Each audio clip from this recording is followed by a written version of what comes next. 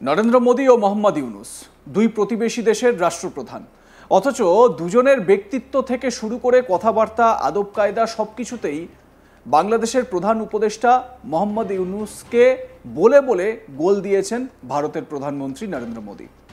ভাবছেন তো কেন বলছি? তাহলে শুনুন। সম্প্রতি এই দুই রাষ্ট্রপ্রধানই বিদেশ সফরে রয়েছেন। ইউনুস লন্ডনে গিয়েছিলেন, কিং চার্লসের সঙ্গে সাক্ষাৎ করেন তিনি। যদিও এটিকে সরকারি সফর বলতে অনেকেই নারাজ, কারণ কিং চার্লসের আমন্ত্রণে তিনি লন্ডনে যাননি। সেখানে এমনকি যে ভিডিওটি ভাইরাল হয়েছে তাতে কিন্তু কিং চার্লসকে কার্যত পাত্তাই দিতে দেখা যাচ্ছে না মোহাম্মদ ইউনুসকে। যদিও তাতেও বিন্দুমাত্র লজ্জা নেই ইউনুসের, তার মুখে লেগেছিল সেই সিগনেচার স্মাইল। যেটা জানা গিয়েছে, ইউনুসকে রিসিভ করতে এয়ারপোর্টেও ব্রিটিশ সরকারের তরফে কোনো আধিকারিক যাননি, কোনো আমলা যাননি। অন্যদিকে ভারতের প্রধানমন্ত্রী নরেন্দ্র মোদী সরকারি সফরে সাইপ্রাস গিয়েছেন। তাকে বরণ করে নিতে এয়ারপোর্টে প্রোটোকল মেনে হাজির ছিলেন প্রশাসনের শীর্ষ কর্তারা, ছিলেন ভারতীয় হাইকমিশনের অফিসাররাও। সেনাবাহিনীর তরফেও অভ্যর্থনা জানানো হয় মোদীকে। সেদেশের রাষ্ট্রপতিও বিশেষ সম্মানে ভূষিত করেছেন মোদীকে। এ বিষয়ে আমরা কথা বলেছিলাম বাংলাদেশের বিশিষ্ট আইনজীবী নিঝুম মজুমদারের সঙ্গে। শোনাবো তার বক্তব্য। মোহাম্মদ ইউনুস বোধহয় ভাবছিলেন যে উনিও প্রধানমন্ত্রী নরেন্দ্র মোদীর মতো, যেখানেই যাবেন সেখানেই মানুষ তাকে সাদরে অভ্যর্থনা জানাবে, কিন্তু না, তিনি তো ইউনুস। সুতরাং তিনি ভাবতে পারেন নিজেকে অনেক কিছু, কিন্তু গোটা বিশ্বের কাছে তার কি ততটা গ্রহণযোগ্যতা আছে? বাংলাদেশের বিশিষ্ট আইনজীবী নিঝুম মজুমদার আমাদের সঙ্গে রয়েছেন। দাদা, আমি একটু ছবিটা আগে দেখাই যে এই মুহূর্তে প্রধানমন্ত্রী নরেন্দ্র মোদী তিনি সাইপ্রাসে গিয়েছেন এবং তাকে সেখানে কিভাবে অভ্যর্থনা জানানো হচ্ছে, এবং মোহাম্মদ ইউনুসকে চার্লস কি করলেন, আমরা দুটোকে একটু ট্যালি করি। আসুন আগে একটু দেখাই।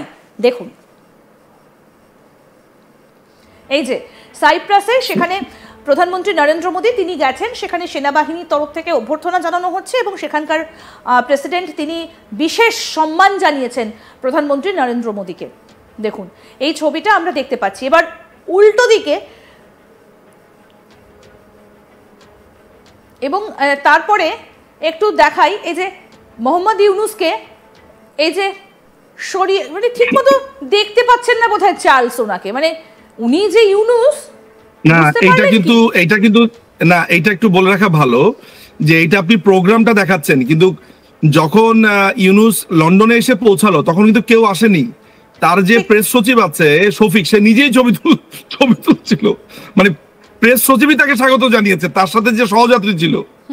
আপনি সেই ভিডিওটা ওই শফিকুলের ফেসবুকে আছে, যে নিজেরাই নিজেদেরকে স্বাগত জানাচ্ছে। অর্থাৎ প্লেন যখন থেমেছে তখন দ্রুত শফিক বের হয়ে, শফিকই মানে এতক্ষণ যার সাথে বসেছিল সেই একটু আগে গিয়ে তাকে স্বাগত জানাচ্ছে সেখানে। এবং বাংলাদেশের হাই কমিশনার আবিদা সুলতানা তিনি এসেছেন, আর তার যে সহযাত্রীরা তারা সোজা লম্বা লাইন দাঁড়িয়ে তাকে স্বাগত জানাচ্ছে। কি এক অদ্ভুত ব্যাপার যে সহযাত্রীরাই আপনার স্বাগত জানাচ্ছে অমুক দেশে, অথচ বলে বেড়াচ্ছে যে এটি একটি সরকারি সফর। উনি যান কেন বলুন তো দাদা, উনি যান কেন? মানে উনি এই গালটা বাড়িয়ে দেন কেন যে আমাকে মারো? এইটার একটা কারণ হতে পারে, যে অনেকগুলো কারণ হতে পারে। সেটা হচ্ছে যে বোঝানোর চেষ্টা করছে যে তার যে এই অবৈধ শাসন আমল, তার যে ইলিগাল ক্ষমতা দখল, এটি কি এক ধরনের জাস্টিফাই করবার চেষ্টা করে হয়তোবা, যে আমি আসার পরপরই অনেক দেশ আমাকে দাওয়াত দিচ্ছে, আমার একটা বড় রকমের গ্রহণযোগ্যতা আছে। এই ব্যাপারগুলো তো অনেকদিন ধরে বলে আসছে তার ভক্তরা। তো আপনারা দেখবেন যে পিআর গুলো আমরা দেখতে পাই, যে পাবলিক আপনার পোস্ট গুলো আমরা দেখতে পাই, তার নিজেরই ইউনুস সেন্টার থেকে পরিচালিত। দেখবেন তার সাথে এক মহিলাও আছেন, লামিয়া মোর্শেদ, যাকে নিয়ে আমরা একটা প্রোগ্রামও করেছিলাম। এই লামিয়া মসজিদে কিন্তু এই প্রোগ্রামটার আসলে এইভাবে পাবলিকলি এই প্রচার করবার দায়িত্বটা কিন্তু এই মহিলার। তিনি এই বিভিন্ন জায়গা থেকে, পৃথিবীর বিভিন্ন জায়গা থেকে সব অদ্ভুত অর্গানাইজেশন গুলোকে খুঁজে বের করে সেখানে নিজেরাই নিজেদের একটা দাওয়াত নেয়, টাকা খরচ করে যায়। তাদের একটাই কথা থাকে যে তাকে পুরস্কার দিবে, সেই ছবিটা যাতে আসে। দেখেন, পৃথিবীটা তো বহুত এগিয়ে গেছে। বাংলাদেশের যারা আছে তারা তো এমন না যে তারা আসলে সবাই খুবই অশিক্ষিত মূর্খ, তারা তো এখন পড়াশোনা জানে, বিভিন্ন ইউনিভার্সিটিতে বড় বড় জায়গাতে আছে। তারা তো আসলে একটা ক্লিক করেই খুঁজে বের করতে পারে যে কাকে কে কোথায় পুরস্কার দিচ্ছে। মানে আমাদেরকে যেভাবে ছোট করে দেখছে, দেখুন তাকে চেতাম হাউসে একটা প্রশ্ন করা হয়েছিল বাংলাদেশের মানুষ সম্পর্কে। সে বলেছে বাংলাদেশের মানুষ টাকা খেয়ে ভোট দেয়। অর্থাৎ বাংলাদেশের মানুষ সম্পর্কে তার ধারণাটা ঠিক কেমন, যে বাংলাদেশের মানুষ আসলে কোনো ভালো মন্দ বোঝে না, টাকা খেয়ে ভোট দেয়, এবং ঠিক বাংলাদেশের মানুষকে সে এমন ভাবে যে সে যদি একটু দেখাতে পারে যে তাকে একটা পুরস্কার দিয়েছে অমুক লোক তমুক লোক, বা চার্লসের সাথে একটু দাঁড়াতে পারে, আরে চার্লসকে বললেই তো চার্লস হাজির হয়ে যায়। আমি দেখেছি যে ইস্ট লন্ডন মস্কের কি একটা প্রোগ্রামে তিনি প্রায় আসতেন সেখানে। সুতরাং ইংল্যান্ডে তো মোনার্কি চলে না, এগুলো তো জাস্ট একটা শো পিসের জন্য এদেরকে সাজিয়ে রাখা হয়েছে, যে প্রিন্স চার্লস, তারপর রানী, যা বলেন না কেন, তাদের তো এই ইংল্যান্ডে তেমন কোনো কিন্তু রাষ্ট্র পরিচালনার তেমন কোনো ক্ষমতা নেই। সম্মানিত মানুষ এন্ড এভরিথিং সবকিছু ঠিক আছে, পারফেক্টলি ফাইন, কিন্তু এটা কোনো একটা বড় ব্যাপার একেবারেই নয়।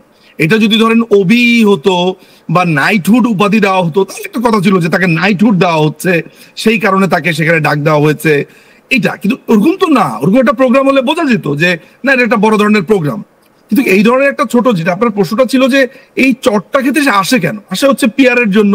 সেখানে কি সাহস পাননি এটা করতে? কারণ তার আগেই তো তাকে ঘিরে ধরে বিক্ষোভ হয়ে গেছে। না, ওই তাকে সাহস পাননি সম্ভবত, হয়তো, কারণ কি ওইখানে যারা গিয়েছে তারা একেবারেই ধরেন নিশ্চিত হয়ে গিয়েছে যে তাকে জুতো পেটা করবে না। কারণ বলা তো যায় না, ধরা যাক যে সেখানে XYZ কাউকে দাওয়াত দিল, তিনি জুতোটা খুলে তাকে একটা মুখের মধ্যে মেরে দিলেন, সেটা তো একটা ভয়ঙ্কর নিউজ হয়ে যাবে, সেখানে একটা ভয়ানক একটা ব্যাপার হয়ে যাবে। ফলে সেটাও একটা ব্যাপার ছিল বটে। কারণ আমি অনেক মানুষকে চিনি যারা আমাকে এইটা বলেছিল যে সুযোগ পেলেই তাকে জুতো দিয়ে একটা বাড়ি দেবে। তা আমি বললাম যে দেখুন, আপনি তো আওয়ামী লীগও করেন না, বা মানে আমি যদ্দূর জানি রাজনীতির সাথেও যুক্ত না। তিনি আমাকে বলেছেন, দাদা, এই রাজাকার সম্রাটকে এই ধরনের একটা ট্রিটমেন্ট দেওয়ার জন্য তো আওয়ামী লীগ হতে হয় না, একটা মানুষ হলেই যথেষ্ট। দেখুন কি উত্তর আমাকে তিনি দিয়েছেন। ফলে আলটিমেটলি ঘটনা যেটা দাঁড়িয়েছে, যে আমি যেটা আগের পর্বে বলার চেষ্টা করেছিলাম, যে ইংল্যান্ডে সে এসেছে কেন, কোনো কোনো চুক্তির জন্য, কোন ধরনের সমঝোতা স্মারক স্বাক্ষর করা হবে তার জন্য, কোন রাজনৈতিক আলাপের জন্য, এমন কোনো কিছু যেটি বিশ্বের কোনো একটা রাজনৈতিক সংশ্লিষ্টতার জন্য, কোন সম্মেলনে, কোন সেমিনারে, আমরা G8 সম্মেলনের কথা জানি, তারপরে হচ্ছে যে আমরা ব্রিক্স, না এই টাইপের অনেক বড় বড় জোট নিরপেক্ষ নানান ধরনের সম্মেলন আছে না, সেগুলো, বা কমনওয়েলথের কোনো প্রোগ্রাম, নো। যেহেতু বাংলাদেশ কমনওয়েলথভুক্ত কান্ট্রি, ফলে কমনওয়েলথের কোনো প্রোগ্রাম তাও তো নয়। কোনো খেলাধুলার প্রোগ্রামে, যেমন অলিম্পিক হতে পারে, বড় বড় ইভেন্ট হতে পারে, কোনো উদ্বোধন হতে পারে না, কিছুতেই না। তার মানে একটা কমপ্লিটলি একটা ইনসিগনিফিকেন্ট, একটা অপাংতেয় তুচ্ছ একটা আপনার কথিত একটা অর্গানাইজেশন থেকে সে একটা আপনার ফটো ফ্রেম নিতে এসেছে। আলটিমেটলি সে ফটো ফ্রেম নিতে এসেছে, একদম। এই তো হাতে ধরা ফটো ফ্রেমটা, সেটা আমরা দেখতে পাচ্ছি। হ্যাঁ, যে মোহাম্মদ ইউনূসের ফটো হাতে ফ্রেম ধরা। নিতে এসে সে বাংলাদেশের শুধু হোটেল খাওয়া দাওয়াতে সে 3.5 কোটি টাকা গচ্চা দিয়েছে। এছাড়া তার প্লেনের খরচ আছে, আনুষঙ্গিক যাতায়াতের খরচ আছে, প্লেনের খরচ ছাড়া যাতায়াতের খরচ, আনুষঙ্গিক খরচ আছে, এগুলো তো আমরা গণাতেই ধরিনি, এগুলো তো আমরা হিসাবই করিনি যে পুরো একটা প্লেন ভাড়া করে ইংল্যান্ডে আসতে তার কত খরচ হয়েছে, কি হয়েছে না হয়েছে। এ বিষয়ে আপনাদের মতামত কি জানাতে ভুলবেন না। দেখতে থাকুন আজ তাক বাংলা, সাবস্ক্রাইব করুন আমাদের ইউটিউব চ্যানেলটি, বেল আইকন প্রেস করুন নোটিফিকেশন পেতে।